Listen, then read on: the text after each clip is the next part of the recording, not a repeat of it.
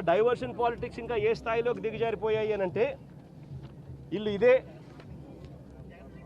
నేను టీవీలలో వాళ్ళ స్టేట్మెంట్లు చూస్తే ఆ మంత్రులు ఇచ్చే స్టేట్మెంట్ చూస్తే ఆశ్చర్యం అనిపించింది.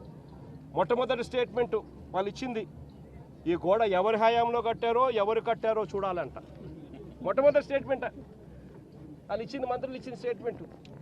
అంటే అది కూడా వేరే వాళ్ళ మీద తోసేయాలని చెప్పి కాదు, మీ హయాంలోనే ఈ వారం రోజుల కిందటనే గోడ కట్టారు అని చెప్పి ఎప్పుడైతే తెలుసుకున్నారో అప్పుడేమంటారు, గోడ అనేది పిల్లలతో కట్టారో, సిమెంట్తో కట్టారో, బ్రిక్స్తో కట్టారో అనేది మాకు తెలియదు కదా అంటారు.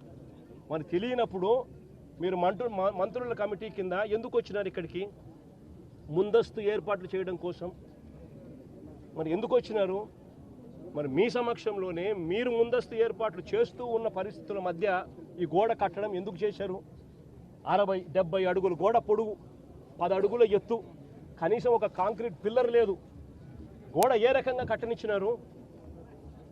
కొత్త గోడ అని తెలుసు, రాత్రి వర్షం పడిందని తెలుసు. చందనోత్సవం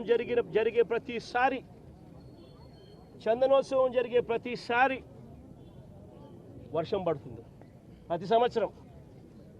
ఆ సెంటిమెంట్ కూడా మరి వర్షం పడింది అని తెలిసినప్పుడు మరి గోడ పక్కనే మనుషులను ఎందుకు నిలబెట్టారు? ప్రతిదీ కూడా డైవర్షన్ పాలిటిక్సే.